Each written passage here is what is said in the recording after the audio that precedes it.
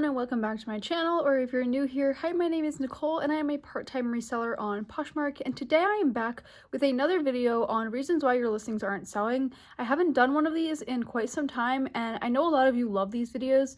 So quick disclaimer, this is going to be touching upon a lot of listings that I came across in my own Poshmark feed. I am blocking out the handles because I don't mean, to put anyone on blast, but I just think these are really good tips that can help us all improve our closets, especially now at the end of the year. We want to make as many sales as we can, and fixing these small little changes in your closet will really help your closet go such a long way. And if you don't like these kind of videos, I totally understand. A lot of you really do like these because you can really learn from them, but if you don't, I totally understand. Hope you'll stick around and still be subscribed to my channel because I do so many different kinds of videos, all things Poshmark and reselling, so I'd love to have you stick around for another one of those in the future. But without further ado, let's get right into these reasons why your listings aren't selling, because these are all really great tips.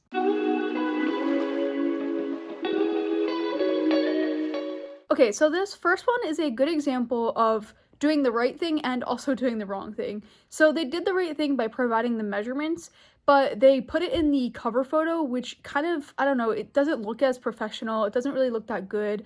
So I really do recommend putting the measurements, and I do recommend doing it the way they did it, where you put the measurement tape along the pants. I know a lot of people, like, this is a very controversial topic. A lot of people think that it looks tacky. A lot of people think it doesn't look good, or there's reasons why you shouldn't be doing it this way. Personally, I think that providing the measurements this way is better than just putting a number in the description, because it leaves no room for, questioning what you were measuring or how you were measuring it. And it shows exactly what, the measuring is. So it shows the width across the front. So for me, I think this is the best way to do it. And I think it really makes a difference for your listings to have measurements to begin with, but I really don't think putting them in the cover photo will really do it justice. It's the first listing that people are going to come across, and I don't know, to me it just screams a little unprofessional to put it in the cover photo.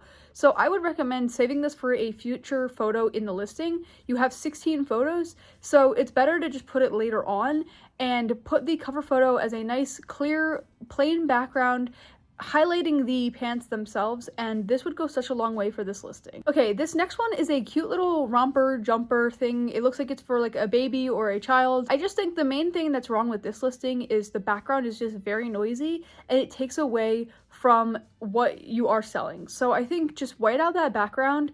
And again, if you're not going to white out the background, if you think that's too much work, then definitely just pick a more neutral background, because if you pick a background that has a lot of bright and, rainbow colors, it really deters from the actual item and it makes it hard for the buyer to see what they're purchasing. Okay, this next one is a two-piece set, and I know there has been an ongoing debate on how to list a two-piece set, how to take a photograph of it, how to, list it. There's no category for two-piece sets.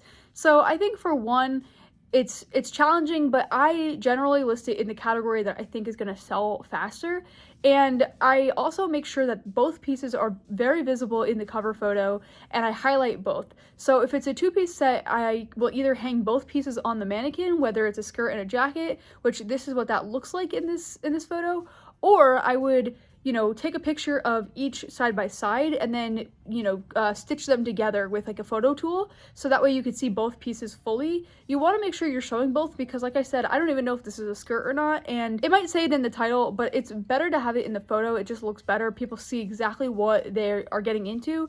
So when you're taking, photos of a two-piece set, make sure both pieces are fully shown in that cover photo, and that will help the listing sell so much faster. Okay, this next one is actually a really easy one to discuss, but you'd be really surprised how many people I see, selling this on Poshmark, and I know you're not allowed to. So the person is selling liquids. They're selling some kind of liquid. I don't know if it's a perfume or some kind of spray. And that is prohibited on Poshmark. You are not allowed to ship any kind of liquid.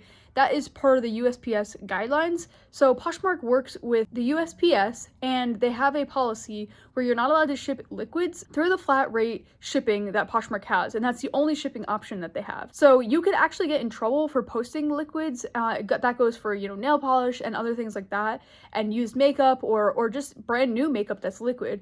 So I really recommend not doing this because you're gonna get your listing taken down, and it's just, not what you want to do, especially when you have a very good account, you don't want to lose that account just for doing something that you're not supposed to do. Make sure you're checking the rules before you list things on Poshmark. And I hear so many people that say, oh, well, so many people sell liquids, so many people sell nail polish, so like I'm gonna keep doing it. So many people sell perfume, everyone gets away with it. And while that is true, a lot of people do sell them, you could be the one to get in trouble for it, and they're not going to make excuses for you because you didn't follow the rules.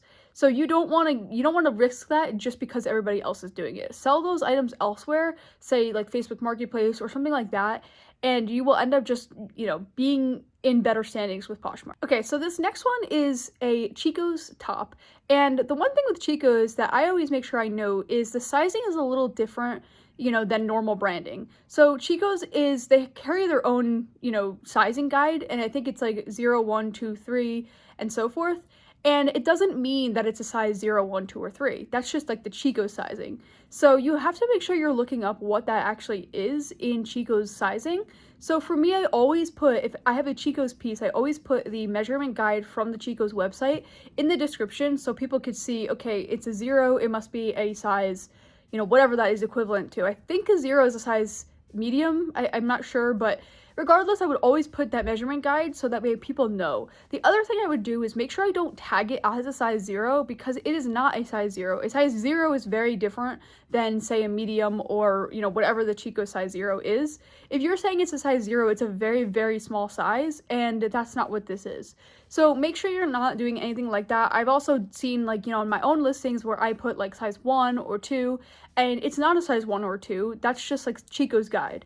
So make sure in a case like this, you're actually looking up what the size is in Chico's, and you could put that in the description as well and just say, it says it's a 0 on the tag, but that's Chico's sizing guide, and that is equivalent to a size medium. See the measurement guide for details, and that would clarify with anyone who is confused. Just putting the wrong size is going to actually really mess up the search for this item and maybe mislead someone that's not familiar with the brand Chico's. Okay, so this next one is a good brand. It's Rag & Bone. And they say that they're women's boots. Now, they don't really specify like what kind of boots they are, and to me they look like they're leather. And the thing with boots is I always think that like they're taller or higher or something like that. These are like really short. They're like almost barely boots to me. They're more of like a heeled shoe. But regardless, whatever they are, they could be really short ankle boots. I think being more specific, maybe talk about what color they are, maybe talk about if they are leather, because they do look like leather, and maybe talk about the height of them. I think this would really help the listing go a long way, and I also think describing the toe, so if it's a point toe, or if it's a rounded toe, or square toe, things like that, those are what people are looking for. And people also want to know, like, is there a heel? Is it a chunky heel? Is it going to be a statement platform heel? Things like that. So be more specific in the title. Rag & Bone is a really good brand and will sell well, but you need to describe it better for your listings to be found. Okay, so that is a wrap for this video. I hope you found these helpful, and I hope you learned something from these different things that I see that I think could definitely be fixed in your Poshmark closet. And I hope you can make some of these changes and really get some sales for the end of the year. This is the most important time to be on top of your listings and make sure they are in tip-top shape to make the most sales. So hopefully you like this, and if you want to see another video of more reasons why your listings aren't selling, I have a whole playlist on those. I will link 2 of them right here. But until next time, I will see you then.